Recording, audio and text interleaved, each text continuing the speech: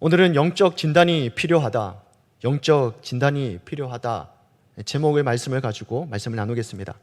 사사기 13장은 삼손이 태어나는 과정을 다루었다면 오늘 사사기 14장에서는 삼손의 결혼과 관련해서 그의 삶을 본격적으로 보여주고 있습니다. 삼손은 딥나라는 곳으로 내려가서 한 여자를 보고 그 여인과 결혼하려고 합니다. 이 상황에서 일어난 사건을 다루고 있는 것이 오늘 본문의 내용이라 할 수 있습니다. 오늘은 사사기 14장 1절과 2절을 중심으로 말씀을 생각해 보겠는데, 먼저 본문을 통해서 우리가 깨닫게 되는 것은 영적 진단이 필요하다라는 것입니다. 오늘 우리에게 영적 진단이 필요합니다.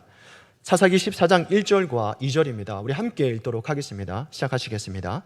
삼손이 딥나에 내려가서 거기서 블레셋 사람의 딸들 중에서 한 여자를 보고 올라와서 자기 부모에게 말하여 이르되, 내가 딥나에서 블레셋 사람의 딸들 중에서 한 여자를 보았사오니 이제 그를 맞이하여 내 아내로 삼게 하소서 하매. 아멘. 분명 사사기 13장 25절 마지막 절을 보게 되면 이러한 말씀이 있습니다. 소라와 에스다돌 사이 마하네단에서 여호와의 영이 그를 움직이기 시작하셨더라. 13장 25절에서는 삼손이 하나님의 영이 그를 움직이기 시작하셨다고 말씀을 하셨는데, 오늘 본문 13장 1절을 보면 삼손이 딥나에 내려가서 거기서 블레셋 딸들, 즉 블레셋 사람들의 딸들 중에서 한 여자를 보고 부모에게 결혼을 시켜달라고 하고 있습니다. 여호와의 영이 임했는데 그 다음 장에는 여자를 만나서 결혼하겠다고 하는 것이 이해할 수가 없습니다. 보통 사사들이 하나님의 영이 임하면 적과 전쟁을 하기 위해서 군사들을 모집했던 모습들을 우리는 볼 수 있었습니다. 그런데 삼손은 하나님의 영이 그를 움직이기 시작했음에도 불구하고 그가 이방 여인을 만나러 간다, 이해가 되지 않습니다. 특별히 그는 하나님으로부터 선택을 받은 나시린이었습니다. 나시린의 행보로서는 아니었습니다. 그리고 4절을 보면 이해할 수 없는 구절이 또 하나가 있는데 이렇게 말씀합니다. 그때 블레셋 사람이 이스라엘을 다스린 까닭에 삼손이 틈을 타서 블레셋 사람을 치려 함이었으나 그의 부모는 이 일이 여호와께로부터 나온 것인 줄을 알지 못하였다. 학자들마다 이 의견이 참으로 분분한데 문맥상 보게 되면 삼손의 행보가 정당한 것처럼 보이게 됩니다. 그러니까 삼손이 그 블레셋 여인을 만나러 간 것이 정당하게 보이는 것처럼 말씀을 합니다. 그러나 문맥을 살펴보면 여기에서 인칭대명사, 즉 삼손이 틈을 타서 해서 이 삼손은 공동 번역에서는 여호와로 의역을 하고 있습니다. 그러니까 삼손이 아니라 하나님께서 치려고 한 것이고 삼손은 단지 정욕에 사로잡혀서 살았을 뿐이다라는 것이죠. 그를 치러 간 것은 하나님이시지 삼손이 아니다라는 겁니다. 그렇게 행한 일들은 삼손이 자신의 일을 행한 것이고 하나님의 일은 하나님께서 행하신 것입니다. 성경이 이렇게 말씀하고 있습니다. 1절에 보면 블레셋 사람의 딸들 중에서 한 여자를 보고, 그리고 2절에서는 블레셋 사람의 딸들 중에서 한 여자를 보았사오니, 보다가 계속해서 반복됩니다. 여기에서의 본다라는 말은 옳다라는 말입니다. 사사시대의 전반에 흐르고 있는 자기 소견에 옳은 대로, 즉 자기 소견에 좋은 대로 행했다라는 말씀입니다. 그러니까 그의 눈에 좋은 대로 세속적인 충동에 의해서 그가 살았다라는 것이겠죠.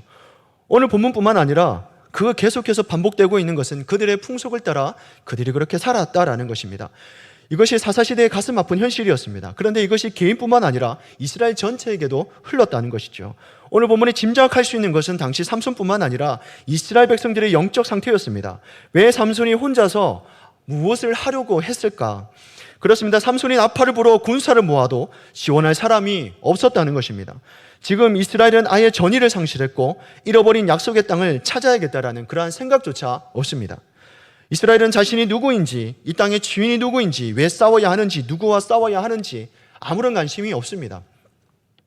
자신이 가나안 땅에 왜 들어왔고 무엇을 위해 살아야 하는지 아무 생각 없이, 아무 의미 없이 살고 있다는 것입니다. 그들이 이제 아무것도 할 수 없는, 어떤 소리조차 낼 수 없는 그런 상태에 처해 있습니다. 이것이 삼손뿐만 아니라 이스라엘 전체에 흐르고 있는 영적 흐름이었습니다. 그렇다면 오늘 우리는 어떻습니까? 우리는 무엇을 위해서 살아가고 있습니까? 마태복음 13장 44절을 보면 이렇게 말씀합니다. 천국은 마치 밭에 감추인 보화 같으니 사람이 이를 발견한 후 숨겨두고 기뻐하며 돌아가서 자기의 소유를 다 팔아 그 밭을 사느니라.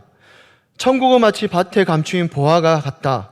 사람이 이를 발견한 후에는 이것을 숨겨두었다가 기뻐 뛰며 돌아가서 자기의 소유를 다 팔아서 그 밭을 산다라고 말씀합니다. 가진 것을 다 팔아서 그 밭을 산다. 이것이 복음입니다. 그런데 우리는 어떻습니까?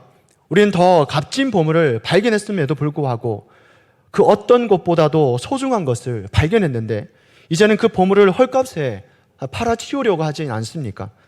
도대체 왜 그럴까? 네리컬이라는 책의 한 부분입니다. 이른바 그리스도인들까지도 현대 문화 가운데 만연되어 있지만 주님이 가르치신 복음과 정면으로 부딪히는 가치관과 사고방식을 맹목적이고 무차별적으로 받아들이고 있습니다. 신앙을 가진 이들마저 신분 상승, 자존감, 자기만족, 개인주의, 물질주의가 지배하는 욕구와 야망에 사로잡혀 산다라고 말합니다. 그렇습니다. 삼손이 하나님의 영이 그를 움직이기 시작했음에도 불구하고 그와 상관없는 삶을 살았던 것처럼 우리도 복음과 정면으로 부딪히는 가치관과 사고방식을 맹목적으로 무차별적으로 받아들이고 따를 때 우리 또한 그럴 수 있다라는 것입니다. 세속의 눈이 멀어 그것이 다인 것처럼 살아갈 수 있습니다. 그것이 내 인생의 모든 것인 것처럼 우리가 살아갈 수 있습니다. 하나님의 영이 그를 움직이기 시작했음에도 불구하고 전혀 반대되는 삶을 살 수 있었던 것처럼 우리 또한도 그렇게 될 수 있습니다. 그래서 우리는 늘 영적으로 깨어 있어야 되고 우리는 정확하게 우리의 상태를 진단해야 합니다. 오늘 하루 나의 영적 상태를 진단하고 깨어 있는 저와 여러분 되시기를 주 예수 그리스도 이름으로 축원합니다. 아멘.